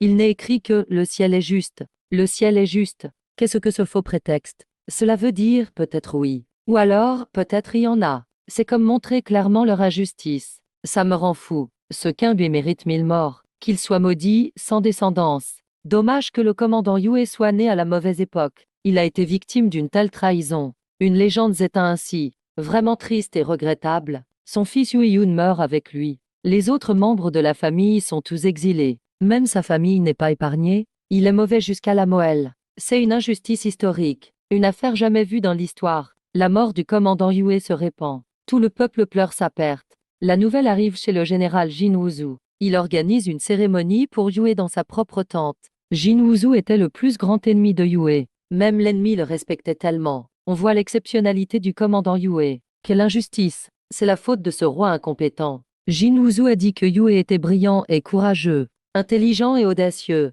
un talent rare. J'ai perdu face au commandant Yue. Moi, Jin Wuzu, je m'incline pleinement. C'est le respect entre héros. Même l'adversaire admire Yue. Rien à redire. Cette bataille, Yue va sûrement gagner. Tu as terminé ton récit. Je n'ai pas pu m'empêcher de pleurer. Que les deux équipes se préparent. L'armée de Yue affronte celle de Berkane. La bataille commence. Le décor change. Tu reviens à toi. Tu te trouves dans une grande tente. Plusieurs faisceaux de lumière apparaissent. Yue se montre avec 5 lieutenants. Tu t'inclines rapidement en tant que jeune. Bienvenue au commandant Yue et aux généraux. Yue salue aussi poliment. Monsieur Lin, vous êtes bien trop courtois. Je ne le mérite pas. Monsieur Li, que connais-tu de la troupe de Behram Gan en face? Il secoue la tête. J'en sais peu. Mais ils ont sûrement une unité d'éléphants de guerre. Pas très nombreux. Mais il ne faut pas les sous-estimer. Commandant Yue doit rester prudent. Leurs éléphants de guerre. Yue se parle à lui-même. Les éléphants sont effectivement un problème. Un soldat entre vite dans la tente. Rapport au commandant Yue. L'ennemi lance un défi devant notre tente. Combien sont-ils? Environ 20 000. Tous des fantassins légers. Yue acquiesce. Ils viennent d'eux-mêmes. Allons-y, rencontrons-les. Puis Yue mène tout le monde hors de la tente. Deux armées face à face au loin. Atmosphère intense. Yue brandit ses marteaux. Il charge en premier le camp ennemi. Dizaines de milliers suivent derrière. Les deux armées s'entrechoquent bruyamment. Les cris résonnent dans le ciel. Les troupes menées par Yue perçant l'ennemi. Elles foncent droit dans les rangs adverses. On dirait qu'elles vont les traverser. Yue est vraiment féroce. Comme père, comme fils. Ses marteaux sont mortels. Et personne ne lui résiste. L'armée de Yue n'a peur de rien. Nous avons l'avantage. À ce moment-là, la terre commence à trembler légèrement. La poussière s'élève. Milliers d'archers à cheval attaquent depuis l'ennemi. Sonnez la retraite. Yue reste calme. Il descend de la plateforme, ordonne la retraite. Les deux armées se séparent lentement. Chacun retourne dans son camp. Yun entre dans la grande tente. Salue son père. L'ennemi n'est pas très fort. Ils sont moins bons que nous. On pourrait attaquer cette nuit. Yang Zexing soutient, tout excité. Je suis d'accord. Les autres généraux sourient, mais ne disent rien. Ce combat d'aujourd'hui a montré que leurs fantassins légers sont moins bons, mais les éléphants et cavaliers n'ont pas combattu. Généraux, soyez vigilants. Demain, le combat continue. Il faut les obliger à sortir leurs éléphants, pour mieux se préparer. Je vous obéis. Le lendemain avant l'aube, les tambours de guerre résonnent déjà. Les deux armées se font face à nouveau. La terre tremble. La porte du camp ennemi s'ouvre. Dames cavaliers en armure lourde sortent lentement. Oh, des cavaliers lourdement armés. Il semble que Yue n'a pas de cavalerie lourde. Comment va-t-on gagner? Depuis toujours, seuls des cavaliers peuvent battre des cavaliers. Regardez là-bas. Ce sont des fantassins en armure lourde. Yue veut envoyer des fantassins contre les cavaliers lourds. Il y a de grandes chances. C'est certain. Dans le camp de Yun mène les fantassins en armure. Certains portent de lourdes haches, d'autres des hallebardes. Tout devant, il y a des soldats avec des boucliers géants. Les fantassins avancent jusqu'au front. Tous les regards sont fixés sur ce duel entre fantassins et cavaliers. Affronter la cavalerie lourde avec des fantassins, c'est risqué. Ce commandant chinois a vraiment du cran. C'est un rêve impossible. Attends, tu verras bien. Nos cavaliers lourds vont les écraser. Les Chinois ne font que se vanter. Ce général ne connaît même pas les bases. Mais pourtant, Dame soldat en forme un mur impénétrable à l'avant. Les lances de la cavalerie ennemie arrivent en force. Tout est bloqué par les grands boucliers. Puis, la première rangée de boucliers se disperse subitement. Dame hache lourde frappe à travers les espaces. Touche précisément les soldats ennemis. Et ça recommence sans arrêt. Quelques ennemis passent à travers, mais sont vite renversés par les pics de l'arrière. La cavalerie ennemie attaque plusieurs fois la ligne de boucliers. Le mur de boucliers reste solide. Wow, les gars, ils ont vraiment tenu le coup. C'est une leçon stratégique parfaite. Yue analyse la situation et ordonne de battre en retraite. Un moment plus tard, dans la tente de commandement, Yue parle calmement. J'ai décidé de lancer la bataille finale dans 3 jours. Tous les généraux se regardent. Ils sont choqués. La bataille finale dans 3 jours, c'est trop rapide. L'armée d'élite ennemie n'est même pas là. Se battre maintenant serait trop tôt. Yue s'arrête un instant. Il continue ces 2 combats. On a chacun gagné et perdu. Les plus dangereux sont leurs cavaleries lourdes et soldats d'élite. J'ai déjà un plan pour eux. Dès qu'il dit ça, les yeux de tout brillent. On dirait qu'ils comprennent. Ils se tournent vers Zhang Xian. Ils demandent combien de Béanunu avons-nous. Général, 5000 hommes, 70 arbalètes. Parfait, c'est la clé pour vaincre. C'est quoi le Béanunu? Quelqu'un peut expliquer? Ça doit être une énorme arbalète. Cette arbalète doit être terrifiante. Il faut 5000 hommes pour la manœuvrer. 70 arbalètes, environ 70 hommes chacune. Incroyable. 3 jours plus tard, les deux armées en rang. La grande bataille commence. Behram Khan attaque en premier. La première ligne de fantassins s'écarte sur les côtés. Les soldats avec les éléphants avancent vers l'armée Yue. La charge fait trembler la terre. On dirait que tout le sol vibre. Arbalète prête. Yue donne l'ordre. Les énormes arbalètes se tournent lentement. Dame flèches énormes, aussi grosses qu'un bras de bébé, sont mises sur les arcs du Béanunu. Yue fait un geste. Dame flèche vole avec un bruit perçant. Elle vise les éléphants. Beaucoup de soldats ennemis sont touchés et projetés. Les flèches traversent plusieurs soldats avant de s'arrêter. Elles ne ralentissent presque jamais. Même les éléphants résistants sont percés de gros trous sanglants. Les éléphants blessés deviennent fous. Ils s'écrasent les uns sur les autres. La formation des éléphants est totalement désorganisée. Behram Khan se lève brusquement sur la tribune. Il n'en croit pas ses yeux. Je pensais avoir découvert le secret de l'armée Yue. Mais en fait, le Béanunu était leur arme secrète. La force de pénétration est incroyable. Même la cavalerie lourde peut être percée. Waouh, c'est quoi cette monstruosité? La pénétration est dingue. Ça transperce même des éléphants. C'est fou, la portée doit dépasser 1500 mètres. C'est le sommet des armes anciennes.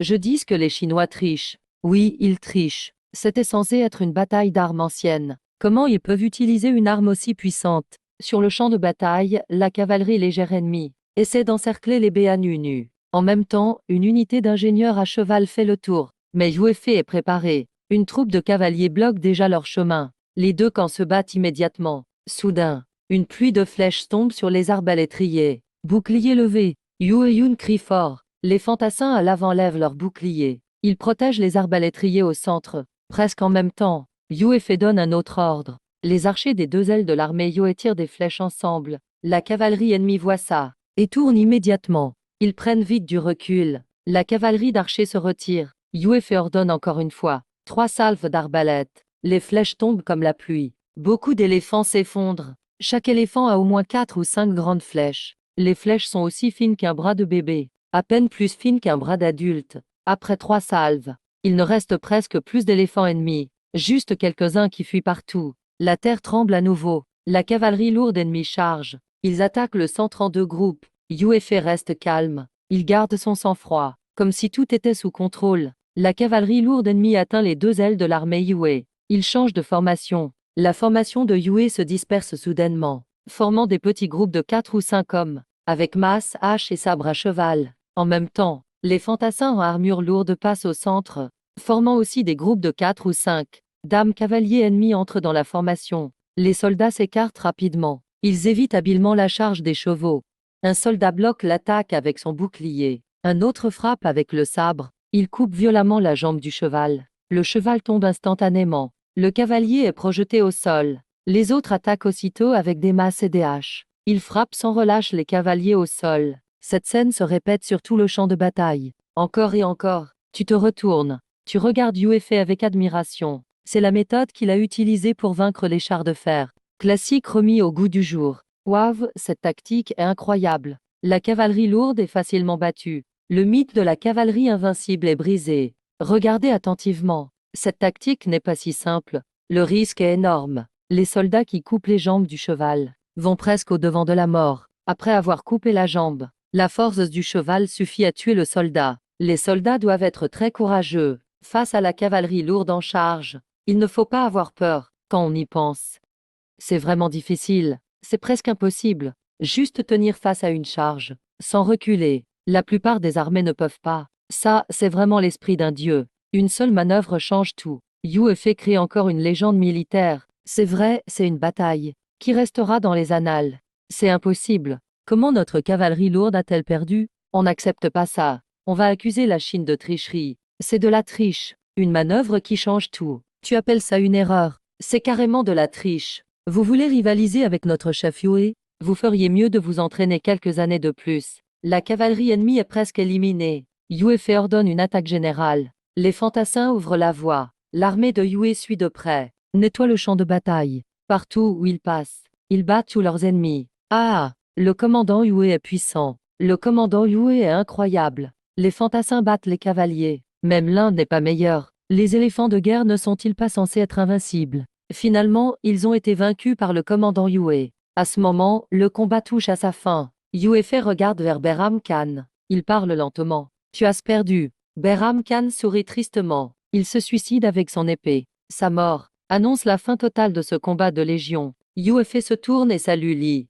Maître Lin et Chef Peng ont accompli la mission. Tu réponds avec une révérence en tant que junior. Merci, commandant Yue. Merci à tous les généraux. Comme le chef indien Behram Khan est mort, la reine déclare la victoire de l'armée de Yuefei. Victoire pour la Chine. On a gagné. On a gagné. Après avoir gagné ce combat, la Chine possède enfin la force pour affronter les autres nations anciennes. Un simple chef ne peut pas nous arrêter. Rien ne peut empêcher la Chine d'avancer. Avec le son de la reine, les soldats de Yuefei disparaissent doucement. Nous saluons le commandant Yue. Ergu salue le commandant Yue. Wang San salue le commandant Yue. En un instant, la section des commentaires est saturée de saluer le commandant Yue. Un éclair de lumière. Tu es de retour à la grande table. Suite à la victoire de la Chine reçoit une mine de pierres spirituelles. Veuillez prendre note. Puisque l'armée indienne a perdu, elle perd une mine de pierres spirituelles. La Chine doit choisir de continuer ou d'arrêter le défi. Avant que tu ne parles,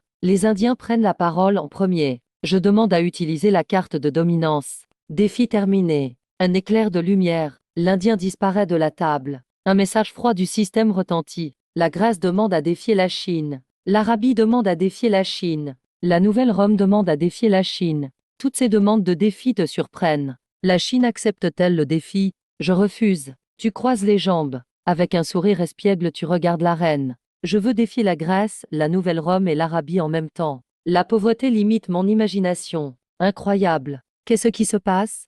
La Chine choisit de défier l'Arabie en même temps. La Nouvelle-Rome, la Grèce et l'Arabie. Les trois pays vont-ils accepter le défi? L'annonce de la reine vient juste d'être faite. Trois personnes apparaissent instantanément de l'autre côté de la table. Elles te regardent d'un air sarcastique. Un éclair de lumière. 5 cartes transparentes apparaissent devant toi. Gonsayan du royaume des guerres, le général Diking. Cao Ben, célèbre général des Sons du Nord. Ramin, roi des arts martiaux. Gao Xianzi, roi des montagnes. Mais tu ne choisis pas tout de suite. Tu relèves plutôt la tête et regardes les trois en face. La Grèce choisit le roi spartiate Léonidas. L'Arabie choisit Abu Musl. La Nouvelle-Rome en armure choisit Spiculus. En résumé, ces trois ne sont pas faciles à battre. Tu souris calmement. Tu touches la carte de Ramin. Le représentant arabe parle. L'Arabie lance la bataille de Légion. La Chine accepte-t-elle? Tu choisis ensuite la carte de Gao Xianzi. Le système demande à la Chine de continuer à choisir. Zhu Yu, le brillant stratège, Zhang Yi. Wang Mang, plus grand que Zuge. Wang An, célèbre ministre des Song du Nord. Dian Wei, le terrible d'antan. Tu n'hésites pas. Tu choisis directement Dian Wei. Après ton choix, les équipes de chaque partie sont maintenant fixées. Abu Musl contre Gao Xianzi. Cavalier de la grande dynastie Tang contre cavalier de Korra. Qui sera le meilleur? Léonidas contre Ramin. Ce duel est aussi passionnant. Ce sont tous deux des guerriers de première ligne. Spiculus contre Dian Wei. C'est le combat le plus attendu. L'un est un gladiateur légendaire de la Rome antique. L'autre est Dian Wei, surnommé le terrible d'antan. À l'époque des trois royaumes, on disait Lubu pour les chevaux, Dian Wei pour le combat à pied. Cela montre la force de Dian Wei au combat à pied est exceptionnelle. Chaque camp doit présenter son champion. Spiculus, célèbre gladiateur romain. Il n'a jamais perdu. L'empereur Néron lui a offert un palais. Veuillez à la Chine de choisir et présenter son champion. Tu désignes la carte de Dian Wei. Tu parles fort. Dian Wei, célèbre général de la période des Trois Royaumes. Lors de la bataille de Puyang, Lubu et Cao Cao étaient en pleine lutte. Cao Cao a recruté un guerrier. Dian Wei a accepté, armé de 2 hallebardes. Il ne manquait jamais sa cible. Les troupes de Lubu furent forcées de battre en retraite. L'armée de Cao Cao put se retirer en sécurité. Plus tard, Cao Cao fut attaqué. Dian Wei a sauvé Cao Cao 3 fois. Il a sauvé la vie de Cao Cao. Depuis, il fut nommé garde du corps personnel. La bataille de Chi au sommet a eu lieu lors de l'expédition de Cao Cao vers la ville de Wan. Zhang Xiu fit semblant de se rendre, mais Cao Cao convoita la tente de Shang Xiu. Zhang Xiu, furieux, se rebella. Pour se méfier de Dian Wei, il envoya des hommes voler ses doubles hallebardes à l'avance. Dian Wei dut affronter l'ennemi à main nue. Il attrapa un soldat ennemi dans chaque main pour s'en servir comme arme. Bien qu'il soit gravement blessé, il ne recula pas d'un pas. Il tua tellement d'ennemis que l'armée de Zhang Xiu fut terrifiée. À la fin, ils durent utiliser des flèches pour tuer Dian Wei. Grâce à son sacrifice, Cao Cao a pu s'échapper. Veuillez choisir la formation à pied ou à cheval. Les deux répondirent d'une seule voix. Le duel Spiculus contre Dian Wei commence. La scène change soudainement. Tu es à nouveau sur le terrain d'entraînement. Une lumière éclatante passe. Un homme robuste avec 2 hallebardes apparaît à côté de toi. Il est à tes côtés. Merci, général Dian Wei. Tu salues avec respect. Soyez tranquille, maître Lin. Laissez-moi m'en occuper. Ils se retournent et marchent d'un pas rapide vers le centre du terrain. Spiculus est déjà apparu au centre. Soudain, Dian Wei pousse fort du pied. Il agite ses hallebardes et fonce comme une tornade sur Spiculus. Spiculus lève aussitôt son bouclier rond pour se défendre. De l'autre main, il frappe d'un coup de glaive romain. Premier affrontement entre les deux. Chacun montre sa force sans réserve. Ils sautent le stade de l'observation. Leurs armes s'entrechoquent. Cela déclenche un vent violent. La poussière s'élève partout. Leurs silhouettes filent comme des spectres. Tu regardes ce combat féroce. Tu sais qu'il n'est pas possible de voir un vainqueur rapidement. Ces deux-là ont une force et une endurance monstrueuses. Impossible de terminer sans 3 ou 400 échanges. Tu prends la parole. Je demande à ouvrir le prochain duel. Défi contre la Grèce accepté. Les deux camps présentent leurs héros. Le Grec marche fièrement. Léonidas hier, roi de Sparte dans la Grèce antique. Il est d'une bravoure sans égale. Il mène chaque bataille en tête. Présentation terminée. Il te regarde avec fierté. Tu l'ignores. Tu parles doucement. Ramin devient empereur fondateur. Né durant la période chaotique des 5 barbares, les tribus du Nord envahissent le Sud. La dynastie de Chine centrale était trop faible pour résister, alors que les barbares ravageaient le centre. Ramin est apparu soudainement. Il devint le seul espoir de cette époque. Il publia l'ordre d'exterminer les barbares. L'histoire a des avis partagés sur lui. Certains le traitent de boucher, disant qu'il avait soif de sang. Mais peu importe ses intentions, son ordre a uni le peuple en blessant gravement les barbares. Il a ravivé le courage des Chinois. Rien que pour ça, il mérite d'être appelé héros. Veuillez choisir le combat à pied. Je choisis cavalier, à pied, cavalier. Changement de décor. Tu retournes sur le terrain. À ce moment-là, le combat entre Dian Wei et Spiculus bat son plein. Chaque attaque est mortelle. Personne ne recule. Spiculus bloque avec son bouclier rond à gauche. Il attaque sauvagement de sa main droite. Dian Wei abandonne presque la défense. Ses deux hallebardes poussent comme une marée. On voit bien que le combat va durer longtemps encore. Tu t'inclines. Le jeune homme salue l'empereur Wei. Une énergie sanglante immense t'envahit. Une envie de meurtre si forte. Tu ne l'as ressenti que chez Betchi. Ranmin ne répond pas. Il regarde juste les deux combattants. Pour lui, les titres ne comptent pas. Ce sont les duels qui l'intéressent. Ranmin descend de cheval. Il désigne les deux combattants. Qui sont-ils? Il parle avec beaucoup d'intérêt. Toute la vie de Ranmin fut consacrée à la guerre. Il était un vrai combattant. L'un est Dian Wei, héros de Cao Wei. L'autre, légende du gladiateur romain.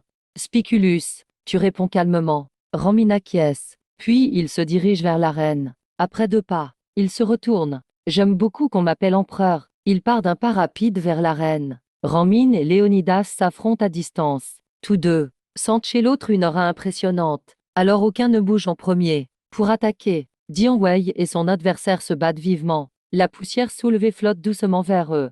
Soudain, les deux sont en mouvement. La lance de Léonidas jaillit comme un serpent. Elle vise Ranmin droit devant. Ranmin ne panique pas. Il bloque avec sa hallebarde. Il verrouille l'arme de l'adversaire précisément. De son autre main, il attaque avec sa lance à double lame. Il vise Léonidas avec puissance. Léonidas se dépêche de lever son bouclier. Il reste bloqué ainsi. Première rencontre. Ils sont parfaitement assortis. Personne ne prend l'avantage. Ranmin voit cela. Il fait tourner sa hallebarde. Il lâche l'arme de l'autre et reprend sa lance à 2 lames. Après cette phase d'essai, il comprend que l'autre est aussi fort que lui. Son regard se durcit. Il pousse fort du pied. Sa lance à double lame attaque Léonidas comme un éclair. Léonidas bloque vite avec son bouclier. Son autre main lance la lance à fond. Ranmin part encore avec sa hallebarde. Mais cette fois il ne bloque pas complètement. Les deux se battent encore à corps. Le bruit des armes retentit sans cesse. Ils attaquent et défendent tous les deux, mais aucun ne parvient à l'emporter. Tu observes leur duel intense. Tu comprends qu'il n'y aura pas de vainqueur rapidement.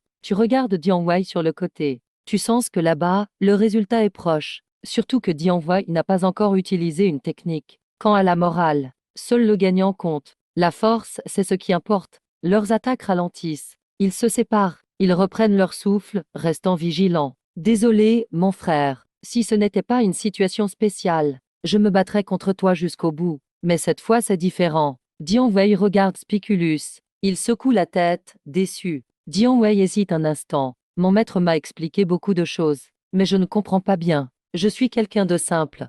Il m'a juste dit, peu importe la méthode. Il faut gagner sinon, pas de repas en rentrant. Donc désolé. À peine fini. Dian Wei reprend son élan. Il fonce sur Spiculus. Il plante ses hallebardes dans le dos. Puis il sort vite quelque chose de sa ceinture. Un bruit de projectile retentit. 12 petites hallebardes volent vers Spiculus. Ensuite, il reprend ses 2 hallebardes derrière. Il attaque la partie basse de Spiculus. Pour son repas, il donne tout. 12 hallebardes sont lancées en même temps. Elles visent la gorge de l'adversaire. Dian Wei attaque lui-même, hallebarde en main. Attaquer violemment les 3 points vitaux. Quel homme vil, ce général chinois vraiment méprisable. Je proteste. Excluez la Chine de l'arène du destin. Dites-moi dans quelle règle de l'arène c'est écrit qu'on ne peut pas utiliser d'armes secrètes. En plus, le darkour du général Dian Wei est toujours à sa ceinture. Il ne l'a pas utilisé avant. Pourquoi ne pourrait-il pas l'utiliser maintenant? Les Romains n'ont rien à répondre. Parce que la reine n'interdit pas les armes cachées. Dian Wei a fait vraiment son dard à la taille tout le temps. Il pensait que c'était décoratif. Personne n'imaginait que c'était une arme mortelle. À ce moment-là, Spiculus voit le dard lui foncer dessus. Il se protège vite les points sensibles avec son bouclier rond. Son épée courte dévie aussi plusieurs dards avec force. Mais il n'a même pas le temps de souffler. Une douleur soudaine lui transperce le ventre. Il baisse les yeux. Un dard lui a déjà tranché le ventre. Il ne réalise pas ce qui se passe. Il sent juste un froid au cou, puis il perd connaissance, totalement. Spiculus est vaincu. Maître Spiculus a vraiment perdu. C'est sûr, c'est ce Chinois qui a triché. Oui, ce Chinois sournois. Monsieur Lin, c'est fait. Ah! Sitôt ces mots prononcés, il disparaît devant tes yeux. Après le départ de Dian Wei, tu te tournes de nouveau vers l'arène. Ming et Léonidas se sont déjà affrontés des centaines de fois. La chaleur qui monte de leur corps est comme de l'eau bouillante. Chacun riposte à tour de rôle. Personne ne cède. Chacune de leurs attaques vise à tuer. L'atmosphère est glaciale et tendue. En voyant ce duel acharné, tu comprends tout de suite qu'il faudra encore 2 ou 300 échanges pour un vainqueur. Juste quand tu t'apprêtes à quitter l'arène, l'atmosphère change soudainement. Alors que Min tenait tête à Léonidas, il se fait soudainement dominer. Il est repoussé à plusieurs reprises. Cette scène attire aussitôt ton attention. Min laisse son flanc totalement ouvert. Léonidas le voit, et il est ravi. Pas le temps d'hésiter. Il lance sa lance fulgurante, mais Min reste calme. Un léger pas de côté. Il évite presque les points vitaux. Un éclair de cruauté passe dans ses yeux. Il fait soudain un pas en avant. Sa double lame vise directement le cœur de Léonidas. Min chuchote à l'oreille de Léonidas. Un son si bas que seuls deux peuvent entendre. La prochaine fois, fais attention. Sur ce, il retire vivement son arme. La lumière s'éteint rapidement dans les yeux de Léonidas. Son corps tombe en arrière, frustré. Ce retournement brutal laisse tout le monde sans voix. Qu'est-ce qui se passe? Un retournement comme ça? Je ne comprends rien. Qu'est-ce qui vient de se passer? Quelqu'un peut expliquer? Ce champion a échangé une blessure contre la victoire. Un vrai dur qui pouvait fonder un empire au milieu des barbares. Cruel envers lui-même. Encore plus cruel pour l'ennemi. Voilà un vrai survivant. Qu'est-ce qui se passe? Maître Léonidas, comment a-t-il pu perdre soudainement? C'est impossible.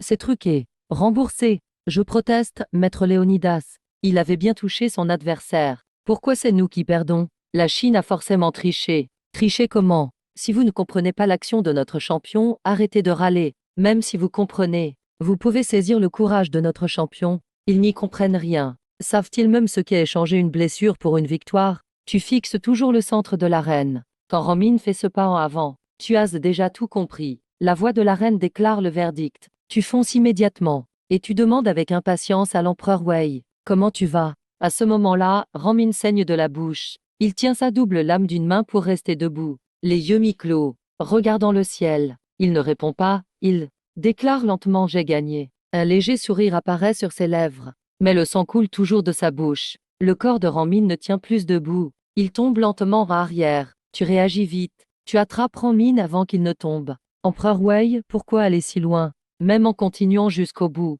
ce n'est pas sûr de perdre. Même en perdant, ce n'est pas grave. La Chine peut perdre. Min secoue la tête. J'ai déjà perdu une fois il y a 1000 ans. Alors je ne me permettrai jamais de perdre une deuxième fois, quitte à échanger la vie contre la victoire. Je n'étais pas sûr de gagner. C'est la seule façon de gagner contre lui. C'est mon coup final. À peine a-t-il fini de parler, que Min commence à briller. Il disparaît sous tes yeux, ne laissant qu'une phrase flottante. Ce titre d'empereur Wei me manque vraiment. Tu te lèves, habillé d'une longue robe qui touche le sol. L'infâme salue respectueusement l'empereur Wei. Liu Ruyan et les autres saluent respectueusement aussi. Milliers de spectateurs sont émus par Min. Et tous écrivent la même phrase dans les commentaires. Échanger la blessure contre la victoire. Ces 4 mots paraissent simples, mais c'est très difficile à réaliser. La moindre erreur, et c'est toi qui meurs avant l'autre. Ceux qui osent utiliser cette tactique savent qu'il faut miser sa vie pour gagner. À ce moment-là, tu es déjà revenu à la longue table. Comme la Chine a gagné la dernière manche, l'animateur demande: voulez-vous continuer le défi, Chine? Tu n'as pas encore répondu, mais le grec prend l'initiative. Je demande à utiliser la carte de fin de défi. Il considérait ce combat comme un test, que ce soit gagner ou perdre. Il ne comptait pas continuer. La Grèce choisit de mettre fin au défi. Ils ont quitté l'arène du destin. À peine la phrase finie, le grec disparaît sans laisser de traces. Le prochain match, la Chine affronte les Arabes. Présentez vos champions, s'il vous plaît. L'animateur n'a même pas fini sa phrase, que les Arabes sont déjà impatients de parler. Abu Musl, grand fondateur de la dynastie des Abbassides. Il a battu un célèbre général chinois à la bataille de Siam. Une fois que Gao Xianzi a parlé, cet arabe t'a même lancé un regard provocateur, mais tu l'ignores complètement. Tu te dis, tu ne te souviens pas comment c'était à l'époque? Quelle honte de s'en vanter. Sa présentation se termine vite. Tu prends enfin la parole. Gao Xianzi, général légendaire de la dynastie Tang. Il a mené l'attaque contre le petit Bolu, maître des champs de bataille en Asie centrale, capturé plusieurs rois ennemis. Ensuite, je vais vous raconter la vérité sur la bataille de Tala et la main de fer de Gao Xianzi en Asie centrale. Cela a suscité la colère des royaumes voisins. Ils se sont donc alliés avec l'Empire arabe et ont préparé une attaque contre la dynastie Tang. Quand Gao Xianzi l'a appris, il est parti avec 20 000 hommes, avançant de 350 km en territoire ennemi. La bataille a duré 5 jours. Impossible de départager les deux camps. Puis les Arabes ont soudoyé la tribu Karlouk, qui a trahi Gao Xianzi au milieu de la bataille. C'est comme ça qu'il a été vaincu. À l'époque, c'était 20 000 contre 200 000. Et la plupart des soldats de Gao Xianzi étaient des troupes étrangères. Les véritables troupes d'élite Tang étaient à peine quelques milliers. Et ça, c'est la seule victoire arabe contre l'armée Tang. Lors du match précédent, la Chine a gagné. Et elle tire la carte du terrain en récompense. La brigade Moda de l'armée Tang affronte les cavaliers de Korra. 3000 soldats de chaque côté. La grande bataille va commencer. Toujours la même cité de la dernière fois. Dame rayon de lumière tombe du ciel. Ce sont justement Gao Xianzi et ses hommes. Merci pour votre aide, général Gao, dit-il poliment. Gao Xianzi salue en retour, puis se tourne vers la porte de la ville. La lourde porte s'ouvre lentement. Un carré d'infanterie effrayant avance. Il porte la célèbre armure brillante Tang, imposant et discipliné, armé de redoutables dao noirs, lame impressionnante, une vraie muraille de lames en marche. Encore de l'infanterie. Non, nous, les Chinois, aimons briser les codes. Tout le monde met de la cavalerie contre l'infanterie, mais on préfère l'infanterie contre la cavalerie. Ah, de l'infanterie contre la cavalerie. La Chine pense encore gagner. Il rêve debout. La cavalerie de Khorasan n'est pas une armée de seconde zone. Cette fois, la Chine va perdre. Au loin sur la plaine, une énorme armée de cavalerie apparaît soudain, et se rue sur l'armée de Gao Xianzi. Les chevaliers en armure lourde, avec lances et boucliers pointus. Leurs chevaux arabes sont magnifiques. La poussière levée par ces 3000 cavaliers obscurcit le ciel. Gao Xianzi et la brigade Moda observèrent calmement la charge ennemie, sans aucune panique. Pour eux, affronter la cavalerie en face, c'est du quotidien. Un ordre d'Abu Musl. Les cavaliers d'élite de Khorasan chargent. Gao Xianzi lève sa lance, avance avec sang-froid. La brigade Modo avance comme un mur. Il progresse lentement, en tête du carré. C'est le général Liassier. La cavalerie atteint enfin la formation de Modo. Liassier brandit son dao et frappe violemment. Un seul coup pulvérise cavaliers et chevaux. Cette attaque de Liassier donne le signal de la contre-attaque. Une deuxième, une troisième frappe. Centaines de dao s'abattent sur les cavaliers. Contre toute attente, la boucherie promise n'arrive pas. C'est la brigade Modo qui bloque les cavaliers. Impossible d'avancer. Même, la brigade semble avancer encore. Quoi? C'est quoi ce délire? La cavalerie est bloquée net. Sérieux? Ça résiste encore? C'est bien trop fou. À chaque coup de dao, chevaux et cavaliers en morceaux. C'est le fameux métro dao légendaire. Voilà pourquoi il s'appelle brigade métro dao. Cette brigade est vraiment trop forte. Ils osent encaisser frontalement la charge de cavalerie lourde. C'est ça leur élite impériale. Comment une infanterie pourrait bloquer la cavalerie? Ce sont des chevaliers lourds. On n'accepte pas ça. La Chine triche forcément. C'est pas possible, ça défie la logique. Jamais entendu dire qu'une infanterie bloque une charge de cavalerie. Notre cavalerie de Korra est la meilleure. Impossible d'être arrêté par de l'infanterie. La brigade de Gao Xianzi a bloqué net la cavalerie de Korra. Le chat explose de commentaires. Toi, par contre, tu restes très calme. Bloqué, c'est rien du tout. Les éliminer, c'est pas un souci. La brigade métro Dao est le cauchemar des cavaliers. Plus rien ne reste, c'est pas pour rigoler. Sous la tête de Liassier, la brigade avance comme un mur. La cavalerie devant est taillée en pièces. Liassier fonce avec son Dao droit sur Abu Mus. Personne autour pour l'arrêter. Ses soldats suivent de près, sans peur de la mort. Dès le premier jour dans la brigade, il faut déjà être prêt à mourir. Très vite, la ligne immense de Khorasan commence à reculer. Voyant ça, Abu Mus essaie de tenir, mais il ne peut plus rien faire. Il regarde Gao Xianzi en face, un sourire triste sur le visage. Il sait qu'il a tout perdu. Il tire alors son sabre arabe et met fin à ses jours sans hésiter. Presque en même temps, l'annonce du tournoi résonne. Le commandant de la cavalerie de Khorasan, Abu Mus, est tombé. Victoire de la brigade Modo de la Chine. Encore une victoire. C'est juste une raclée totale. Contre la cavalerie lourde. La brigade Modo est incroyable. Là où leur Dao passe, rien ne reste de la cavalerie. C'est presque invincible. Comment Abu Mus l'a-t-il pu perdre? Impossible. On demande une enquête du tournoi. La Chine a triché, c'est sûr. De la cavalerie contre de l'infanterie, impossible de perdre. La cavalerie de Khorasan, c'est le top mondial. Même contre d'autres cavaliers, ils n'ont pas peur. Alors perdre contre de l'infanterie? À ce moment, Gao Xianzi est déjà revenu sur les remparts. Merci à monsieur, l'un de m'avoir offert une revanche. Gao Xianzi s'incline profondément. Son ton est très sincère. Général Gao, vous exagérez. À l'époque, avec 20 000 contre 200 000, avoir tenu 4 jours, c'est déjà un exploit. C'est justement cette bataille qui a fait peur aux Arabes et les a empêchés d'attaquer la Chine à nouveau. Gao Xianzi secoue la tête. Perdre, c'est perdre. Où est l'honneur dans la défaite? À peine a-t-il parlé. Une lumière entoure Gao Xianzi, qui disparaît sous tes yeux. Adieu, général Gao. Tu salues respectueusement. Goudon salue aussi le général Gao. Comme tout à l'heure. Dame milliers de messages saluent Gao Xian dans le chat. Tu relèves la tête. Tu es à nouveau devant la grande table. L'animateur prend la parole et pose une question. Waxia, veuillez choisir de continuer ou d'arrêter le défi. Comme les 2 premiers tours. Avant même que tu parles. L'adversaire a déjà pris l'initiative. Je demande à utiliser la carte de contrôle. Arrête immédiatement le défi. À peine terminé sa phrase. Cet arabe disparaît de l'arène. Ainsi, les défis Waxia contre Nouvelle-Rome, Rome occidentale et l'Arabie sont tout terminés. Maintenant, les récompenses des défis vont être distribuées. Incroyable, 3 victoires consécutives. Waxia est vraiment trop forte. 2 combats en solo, un combat de légion. Tout a été remporté. Qui d'autre, dans le monde, n'a réussi cet exploit-là encore? Non. Défier 3 pays d'un coup, et les gagner tout. Waxia, c'est du costaud. Merci aux généraux Dian Wei, Ranmin et Gao Xianzi. Mais à ce moment-là, un nouveau défi arrive pour Waxia. L'Empire de l'Ours Blanc défie Waxia.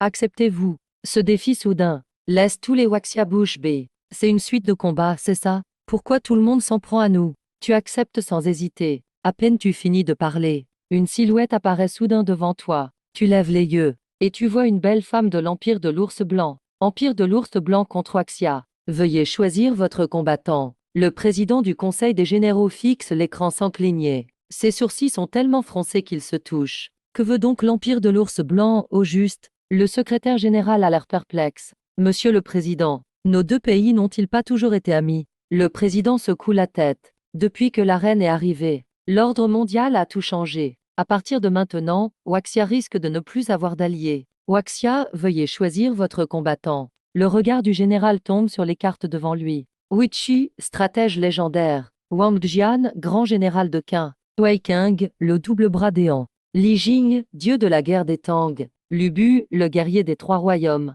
Cette équipe te met dans l'embarras. Qui dois-tu envoyer pour se battre?